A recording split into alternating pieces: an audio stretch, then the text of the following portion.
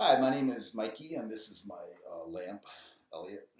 Um, but um, this is a banjo lesson for Grady, um, and this is number two in a series. This is kind of just about some of the basics, basically. So there's a lot of different ways you can play a banjo. There's three finger picking. Bluegrass pickers pick down here. They have finger picks. They move their fingers super fast. They have these syncopated roll rhythms where there's they hit a note and then there'll be a rest, a pause, and then they'll hit a couple others basically, and you get these incredibly great syncopated rhythms, and they're super cool and stuff like that. I play and by the way, the closer you are to the bridge, you're going to get different people think about it different ways, but you're going to get a sharper, brighter, louder sound probably if you play near the bridge.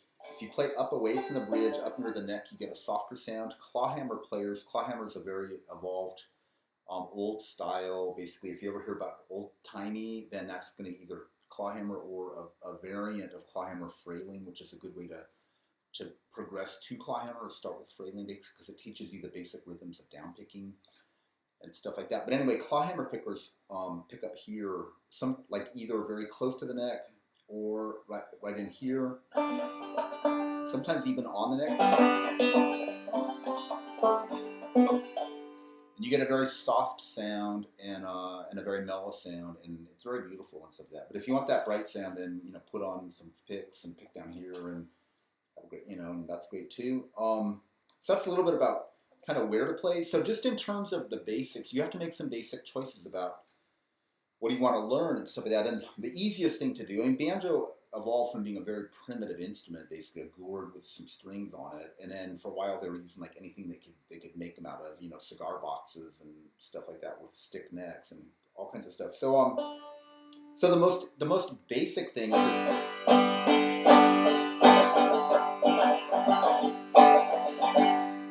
if you ever listen to traditional jazz, also sometimes called Dixieland jazz, they play four-string banjos, and all they do is brush, pretty much, basically. Once in a while, you'll run across in Irish music like a flat picker who can flat pick one of those types of banjos. But in that traditional jazz, they pretty much brush. They use a pick, oftentimes, not just open fingers, naked fingers. They use a flat pick like you'd have for a guitar.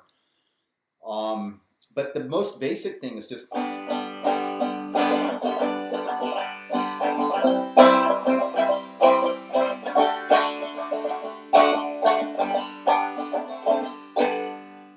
that's the most basic. What I'm using right there is just, I have these fingers together. By the way, I carefully file and sand down these nails. You want some nail, that's going to be a personal preference thing. You want some nails left. Some people try to have really long nails for picking. If you're using finger picks, that's different. On your left hand, if you're playing right hand banjo, the normal banjo, you want to keep these down because the fingernails here will put divots into your fingerboard over time. My first banjo has these super deep divots in it, and you can have a new fingerboard put on. You can putty them up and sand them down, and then there's all kinds of things you can do. But at the end of the day, the easiest thing is just keep these well trimmed. Don't get into the cuticles so they hurt like hell. But keep these well trimmed, and you won't have take way longer to get that divot problem if ever, basically. On your right hand, though, I tend to want like a very smooth, round feel here, basically, and so forth. So I very carefully, I use a fingernail file and I just sand them a little bit every day, just like a couple times like that, just to get them nice. Sometimes I actually sand the skin because the skin will create friction on the strings and slow it down, slow your fingers down and stuff like that. So sometimes I sand the pads there a little bit. Anyway, with these,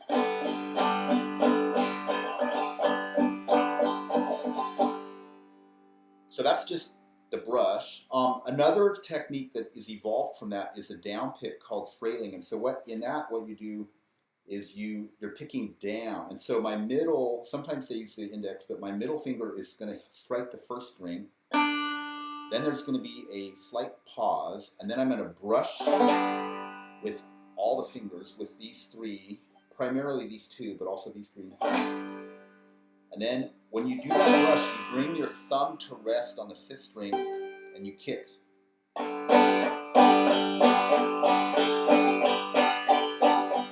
So that's that basic, that sound is that basic down pick, rest, brush, thumb. Down pick, rest, brush, thumb. Now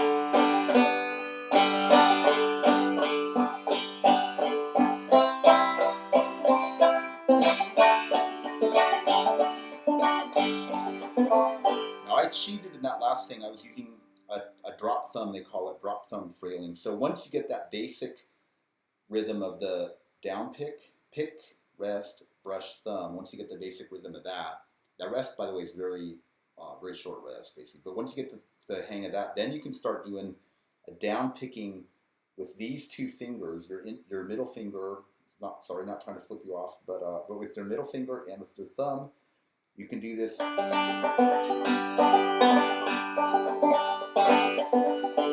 So primarily, I threw a few middle finger brushes in there, but mostly what I was doing is doing this this motion where I'm just down picking with my middle finger and with my thumb, and you can mix that in with the prior that full like down pick, rest, brush, thumb pattern. So you get a.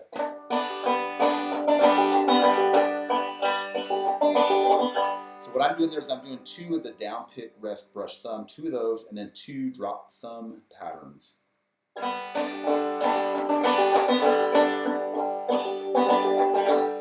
So that's a style that's pretty cool, and that evolves to a very intricate fiddle tune style called clawhammer, which is my favorite. It's a very demanding style though. I used to be able to play some clawhammer. I don't practice it very much anymore, so I basically suck. But it's incredibly beautiful. It was evolved to be able to play Irish tunes in Appalachia. So they'd come up with the immigrants basically, and then as the Irish population moved out of the cities that they arrived in and moved up into different places, they brought their music with them. There were fiddlers there, and the banjo that had been there before, the banjo players started evolving this style to be able to play note for note duets with the fiddle players. And so the classic clawhammer, there's a lot of different variants, of course. There's variants to every rule, but the classic kind of clawhammer banjo would be a violin or fiddle and a banjo that were playing note for note the same tunes, and they were primarily playing Irish tunes. And it's very, very beautiful. Some of those tunes are simple. Some are very intricate. There's a few different tunings that are used in clawhammer. Not just the open G. There's other ones, open C, and so forth. But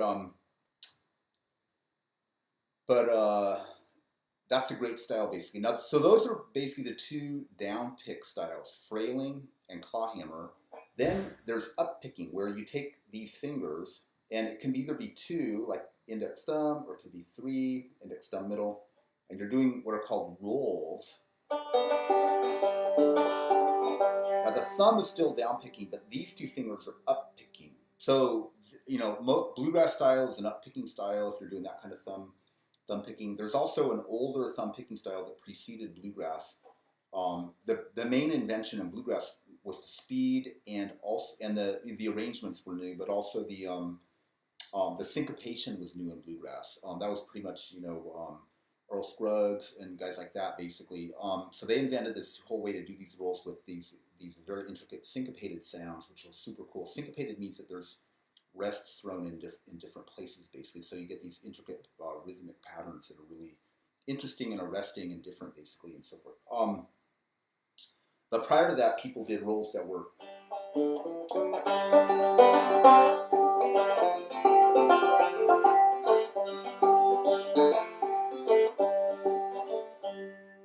so those are the basic variety. And there's other ones too, basically, but that's the basic variety. Just a full brush, frailing and drop thumb frailing.